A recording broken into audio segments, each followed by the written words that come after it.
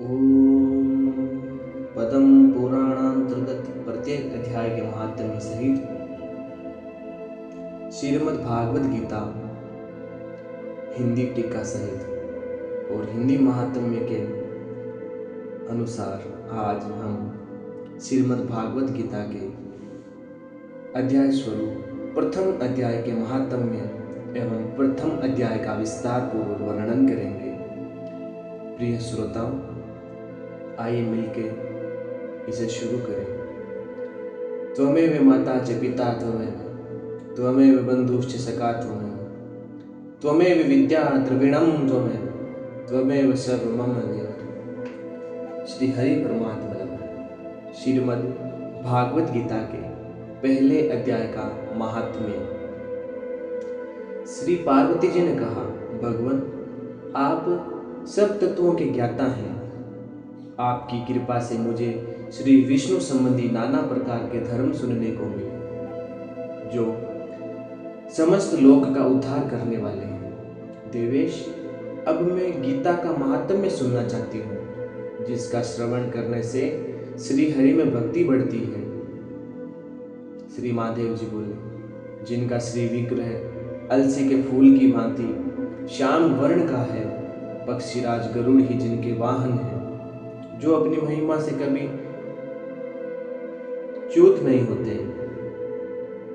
तथा शेषनाग की शैया पर शयन करते हैं, उन भगवान महाविष्णु की हम उपासना करते हैं। एक समय की बात है, मूर दैत्य के नाशक भगवान विष्णु शेषनाग के रमणीय आसन पर सुखपूर्वक विराजमान थे।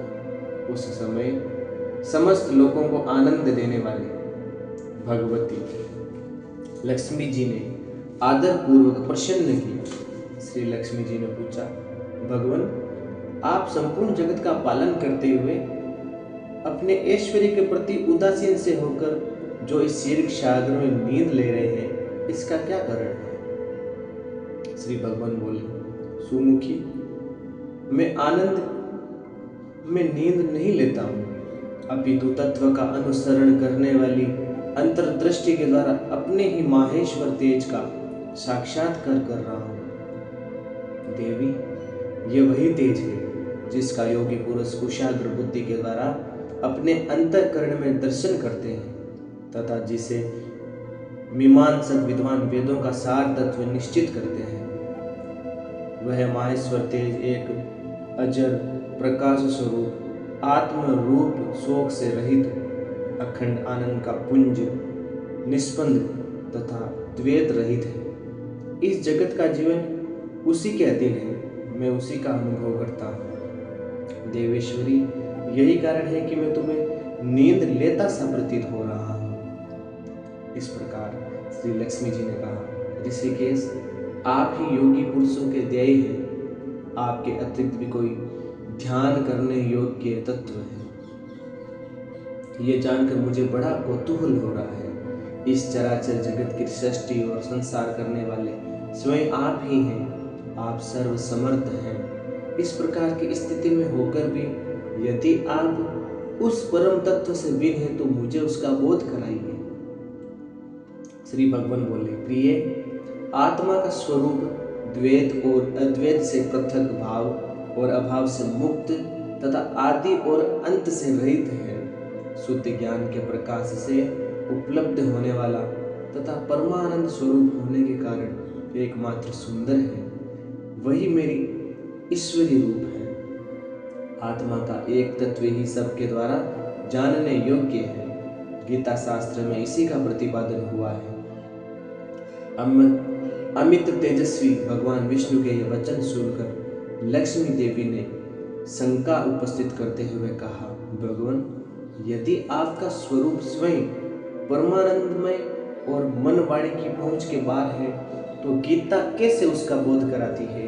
मेरे इस संदेह का आप निवारण कीजिए। श्री भगवान बोले, सुंदरी, सुनो, मैं गीता में अपनी स्थिति का वर्णन करता हूँ। क्रम से 5 अध्यायों को तुम 5 मुख जानो, 10 अध्यायों को 10 भुजाएं समझो तथा 1 अध्याय को उदर तथा 2 अध्यायों को दोनों चरण कमल जानो।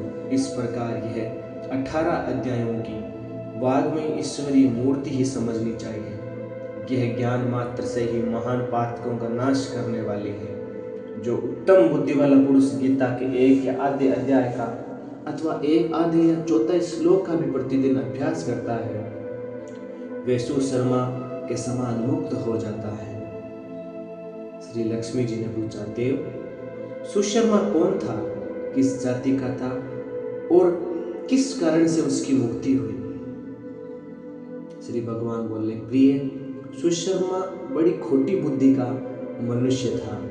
पापियों का तो वे शिरोमणि ही था। उसका जन्म वैदिक ज्ञान से शून्य एवं क्रूरता पूर्वक कर्म करने वाले ब्राह्मणों के कुल में हुआ था। वे न ध्यान करता, न जप, न होम करता था, न अतिथियों का सत्कार करता। वे लंपट होने के कारण सदा विषयों के सेवन में ही आसक्त रहता था। हल जोतता और पत्ते बेचकर जीविका चलाता था। उसे मदिरा पीने का व्यसन था तथा वे मांस भी खाया करता था। इस प्रकार उसने अपने जीवन काल को दीर्घ काल में व्यतीत कर दिया। एक दिन मूढ़ बुद्धि सुशर्मा पत्ते लाने के लिए किसी ऋषि की वाटिका में घूम रहा था। इसी बीच में काल रूपधारी काले सांप ने उसे डस लिया। सुशर्मा की मृत्यु हो गई। तदंतर वे अनेक नरकों में वहां की यातनाएं भोग कर मृत्युलोक में लौट आया और वहां बोझ ढाने वाला बैल हुआ। उससे समय किसी पंगु ने उसके जीवन को आराम से व्यतीत करने के लिए उसे खरीद लिया। बैल ने अपनी पीठ पर पंगु का भार ढोते हुए बड़े कष्ट से 7-8 वर्ष बिताए। एक दिन पंगु ने किसी ऊंचे स्थान पर बहुत देर तक बड़ी तेजी के साथ उस बैल को घुमाया। इससे वह थक कर बड़े वेग से पृथ्वी पर गिरा और मूर्छित हो गए। उस समय वहां कौतूहलवश आकृष्ट हो बहुत से लोग एकत्रित हो गए। उस जन समुदाय में किसी पुण्य आत्मा व्यक्ति ने उस बैल का कल्याण करने के लिए उसे अपना पुण्य दान किया। तत्पश्चात कुछ समय दूसरे लोगों ने भी अपने अपने पुण्य को याद करके उन्हें उसके लिए दान किया। उस भीड़ में एक वेश्या भी खड़ी थी। उसे अपने पुण्य का पता नहीं था तो भी उसने लोगों की देखा देखी में उस बैल के लिए कुछ त्याग किया। तदंतर यमराज के दूत उस मरे हुए प्राणी को पहले यमपुरी में ले गए। वहां वह विचार कर कि यह वेश्या के दिए हुए पुण्य से पुण्यवान हो गया है, उसे छोड़ दिया गया। फिर वे भूलोक में आकर उत्तम कुल और शील वाले ब्राह्मणों के घर में उत्पन्न हुआ। उस समय भी उसे अपने पूर्व जन्म की बातों का स्मरण बना रहा। बहुत दिनों के बाद अपने अज्ञान को दूर करने वाले कल्याण तत्व का जिज्ञासु होकर वह उस वेश्या के पास गया और उसने दान की बात बतलाते हुए पूछा कि तुमने कौन सा पुण्य दान किया था? वेश्या ने उत्तर दिया, वह पिंजरे में बैठा हुआ तोता प्रतिदिन कुछ पढ़ता है, उससे मेरे अंतःकरण पवित्र हो गया है। उसी का पुण्य मैंने तुम्हारे लिए दान किया था। उसके बाद उन दोनों के तोते से पूछा। तब उस तोते ने अपने पूर्व जन्म का स्मरण करके प्राचीन इतिहास कहना आरंभ किया। सूक बोला, पूर्व जन्म में विद्वान होकर भी विद्वता के अभिमान से मोहित रहता था। मेरा राग द्वेष इतना बढ़ गया था कि मैं गुणवान विद्वानों के प्रति भी ईर्ष्या भाव रखने लगा। फिर समय अनुसार मेरी मृत्यु हो गई और मैं अनेकों गणित लोकों में भटकता फिरा। उसके बाद इस लोक में आया। सद्गुरु की अत्यंत निंदा करने के कारण तोते के कुल में मेरा जन्म हुआ। पापी होने के कारण छोटी अवस्था में ही मेरा माता पिता से वियोग हो गया। एक दिन मैं ग्रीष्म ऋतु में तपे हुए मार्ग पर पड़ा था। वहां से कुछ श्रेष्ठ मुनि मुझे उठा लाए और महात्माओं के आश्रय में आश्रम के भीतर एक पिंजरे में उन्होंने मुझे डाल दिया। वहीं मुझे पढ़ाया गया। ऋषियों के बालक बड़े आदर के साथ गीता के प्रथम अध्याय की आवृत्ति करते थे। उन्हीं से सुनकर मैं बारंबार पाठ करने लगा। इसी बीच में एक चोरी करने वाले बहेलिये ने मुझे वहां से चुरा लिया। तत्पश्चात इस देवी ने मुझे खरीद लिया। यही मेरा वृत्तांत है जिसे मैंने आप लोगों से बता दिया।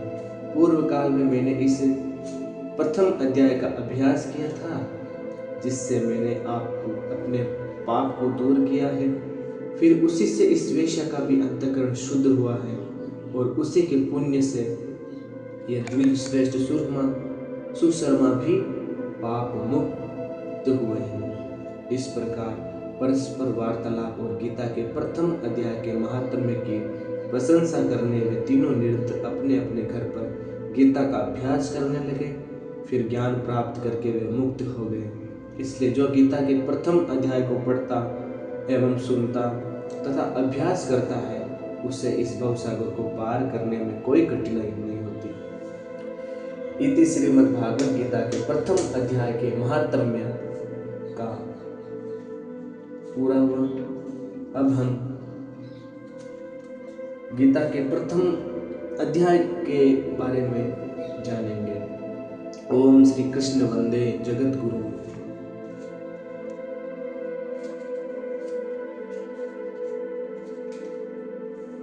श्री परमात्मा नमः। ओम श्री परमात्मा नमः। पहला अध्याय। धृतराष्ट्र बोले, हे संजय, धर्म भूमि कुरुक्षेत्र में इकट्ठे हुए युद्ध की इच्छा वाले मेरे और पांडु पुत्रों ने क्या किया? इस पर संजय बोले, उस समय राजा दुर्योधन ने व्यूह रचना युक्त पांडवों की सेना को देखकर और द्रोणाचार्य के पास जाकर यह वचन कहा, हे आचार्य, आपके बुद्धिमान शिष्य द्रुपद पुत्र धृष्टद्युम्न द्वारा व्यूहाकार खड़ी की हुई पांडु पुत्रों की इस बड़ी भारी सेना को देखिए। इस सेना में बड़े बड़े धनुष वाले युद्ध में भीम और अर्जुन के समान बहुत से शूरवीर हैं, जैसे सात्यकी और विराट तथा महारथी राजा द्रुपद और धृष्टकेतु, चैकितान तथा बलवान काशीराज, पुरुचित कुंती भोज और मनुष्य में श्रेष्ठ सेव्य और पराक्रमी युधामन्यु तथा बलवान उत्तमौजा सुभद्रा पुत्र अभिमन्यु और द्रौपदी के पांचों पुत्र, ये सभी महारथी हैं। हे ब्राह्मण श्रेष्ठ, हमारे पक्ष में भी जो प्रधान है उनको आप समझ लीजिए। आपके जानने के लिए मेरी सेना के जो सेनापति हैं उनको कहता हूँ। एक तो स्वयं आप और पितामह भीष्म तथा कर्ण और संग्राम विजय कृपाचार्य तथा वैसे ही अश्वत्थामा, विकर्ण और सोमदत्त का पुत्र भूरिश्रवा तथा और भी बहुत से शूरवीर अनेक प्रकार के शस्त्र अस्त्रों से युक्त मेरे लिए जीवन की आशा को त्यागने वाले सब के सब युद्ध में चतुर है। भीष्म पितामह द्वारा रक्षित हमारी यह सेना सब प्रकार से अजय है और भीम द्वारा रक्षित इन लोगों की यह सेना जीतने में सुगम है। इसलिए सब मोर्चे पर अपनी अपनी जगह स्थित रहते हुए आप लोग सब के सब ही निसंदेह भीष्म पितामह ही की सब ओर से रक्षा करें। इस प्रकार द्रोणाचार्य से कहते हुए दुर्योधन के वचनों को सुनकर कौरवों में वृद्ध बड़े प्रतापी पितामह भीष्म ने उस दुर्योधन के हृदय में हर्ष उत्पन्न करते हुए कुछ स्वर से सिंह की नाद के समान गर्ज कर शंख बजाए। उसके उपरांत शंख और नगारे तथा ढोल, मृदंग और नरसिंह आदि बाजे एक साथ ही बजे। उनका यह शब्द बड़ा भयंकर हुआ। उसके अंतर सफेद घोड़ों से युक्त उत्तम रथ में बैठे हुए श्री कृष्ण महाराज और अर्जुन ने भी अलौकिक शंख बजाए। उनमें श्री कृष्ण ने पंचजन्य नामक शंख और अर्जुन ने देवदत्त नामक शंख बजाए। भयानक कर्म वाले भीम ने पौंड्र नामक शंख बजाए। कुंती पुत्र महाराज युधिष्ठिर ने अनंत विजय नामक शंख और नकुल तथा सहदेव ने सुघोष नामक शंख बजाए। श्रेष्ठ धनुष वाले काशीराज और महारथी शिखंडी और धृष्टद्युम्न द्वारा राजा विराट और अजय सात्यकी तथा राजा द्रुपद और द्रौपदी के पांचों पुत्र और बड़ी भुजा वाले सुभद्रा पुत्र अभिमन्यु, इन सब ने हे राजन अलग अलग शंख बजाए हैं। और उस भयानक शब्द ने आकाश और पृथ्वी को भी शब्दायमान बनाते हुए धृतराष्ट्र पुत्रों के हृदय विदीर्ण कर दिए हैं। हे राजन, इसके उपरांत कपिध्वज अर्जुन ने खड़े हुए धृतराष्ट्र पुत्रों को देखकर उस शस्त्र चलने की तैयारी के समय धनुष उठाकर ऋषिकेश श्री कृष्ण महाराज से ये वचन कहा, हे अच्युत, मेरे रथ को दोनों सेनाओं के बीच में खड़ा करिए, जब तक मैं इन स्थित हुए युद्ध की कामना वालों को अच्छी प्रकार देख लूं कि इस युद्ध रूप व्यापार में मुझे किन किन के साथ युद्ध करना योग्य है। दुर्बुद्धि दुर्योधन का युद्ध में कल्याण चाहने वाले जो ये राजा लोग इस सेना में आए हैं, उन युद्ध करने वालों को मैं देखूंगा। संजय बोले, हे धृतराष्ट्र, अर्जुन द्वारा इस प्रकार कहे हुए महाराज श्री कृष्णचंद्र ने दोनों सेनाओं के बीच में भीष्म और द्रोणाचार्य के सामने और संपूर्ण राजाओं के सामने उत्तम रथ को खड़ा करके ऐसे कहा कि हे पार्थ, इन इकट्ठे हुए कौरवों को देख। उसके उपरांत प्रतापुत्र अर्जुन ने उन दोनों ही सेनाओं में स्थित हुए पिता के भाइयों को, पितामह को, आचार्यों को, मामाओं को, भाइयों को, पुत्रों को, पौत्रों को तथा मित्रों को, ससुर और सुहृदयों को भी देखा। इस प्रकार उन खड़े हुए संपूर्ण बंधुओं को देखकर वे अत्यंत करुणा से युक्त हुए। कुंती पुत्र अर्जुन शोक करते हुए यह बोले, हे कृष्ण, इस युद्ध की इच्छा वाले खड़े हुए स्वजन समुदाय को देखकर मेरे अंग शिथिल हुए जाते हैं और मुख भी सूखा जाता है और मेरे शरीर में कंप और रोमांच होता है तथा हाथ से गांडीव धनुष गिर रहा है, त्वचा भी बहुत जलती है तथा मेरा मन भ्रमित सा हो रहा है। इसलिए मैं खड़ा रहने को भी समर्थ नहीं हूँ।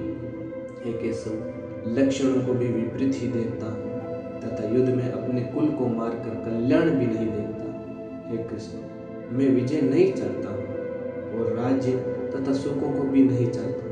हे गोविंद, हमें राज्य से क्या प्रयोजन है अथवा भोगों से और जीवन से भी क्या प्रयोजन है, क्योंकि हमें जिनके लिए राज्य भोग और सुख अधिक इच्छित है वे ही ये सब धन और जीवन की आशा को त्याग कर युद्ध में खड़े हैं, जो कि गुरुजन, ताऊ, चाचे, लड़के और वैसे ही दादा, मामा, ससुर, पोते, साले और भी संबंधी लोग हैं। इसलिए है मधुसूदन, मुझे मारने पर भी अथवा 3 लोक के राज्य के लिए भी मैं इन सबको मारना नहीं चाहता। पृथ्वी के लिए तो कहना ही क्या है। हे जनार्दन, धृतराष्ट्र के पुत्रों को मारकर भी हमें क्या प्रसन्नता होगी? इन आतातियों को मारकर तो हमें पाप ही लगेगा ना। इससे है माधव, अपने बांधव धृतराष्ट्र के पुत्रों को मारने के लिए हम योग्य नहीं हैं, क्योंकि अपने कुटुंब को मारकर हम कैसे सुखी होंगे। यदि भी लोभ से भ्रष्टचित हुए ये लोग कुल के नाशकृत दोष को और मित्रों के साथ विरोध करने में पाप नहीं देते हैं, परंतु हे जनार्दन, कुल के नाश करने से होते हुए दोष को जानने वाले हम लोगों को इस पाप से हटने के लिए क्यों नहीं विचार करना चाहिए? क्योंकि कुल के नाश होने से सनातन कुल धर्म नष्ट हो जाते हैं। धर्म के नाश होने से संपूर्ण कुल को पाप भी बहुत दबा लेता है तथा हे कृष्ण, पाप के अधिक बढ़ जाने से कुल की स्त्रियां दूषित हो जाती हैं और हे वार्ष्णे, स्त्रियों के दूषित होने पर वर्ण संकर उत्पन्न होता है और वह वर्ण संकर कुल घातियों और कुल को नरक में ले जाने के लिए ही होता है। लोप हुई पिंड और जल की क्रिया वाले इनके पितरलोक भी गिर जाते हैं और इन वर्ण संकर कारक दोषों में कुल घातियों के सनातन कुल धर्म और जाति धर्म नष्ट हो जाते हैं तथा हे जनार्दन, नष्ट हुए कुल धर्म वाले मनुष्यों का अनंत काल तक नरक में वास होता है, ऐसा हमने सुना है। अहो, शोक है कि हम लोग बुद्धिमान होकर भी महान पाप करने को तैयार हुए हैं, जो कि राज्य और सुख के लोभ से अपने कुल को मारने के लिए उद्धत हुए हैं। यदि मुझ शस्त्र रहित न सामना करने वाले को शस्त्रधारी धृतराष्ट्र पुत्र के रण में मारे तो वह मारना भी मेरे लिए अति कल्याणकारक होगा। संजय बोले, रणभूमि में शोक से उद्विग्न मन वाले अर्जुन इस प्रकार कहकर बाण सहित धनुष को त्याग कर रथ के पिछले भाग में बैठ गए। इति श्रीमद् भागवत गीता रूपी उपनिषद एवं ब्रह्म विद्या तथा योग शास्त्र विषय श्री कृष्ण और अर्जुन के संवाद में अर्जुन विषाद योग नामक पहला अध्याय पूर्ण हुआ। ओम हरि परमात्मा नमः।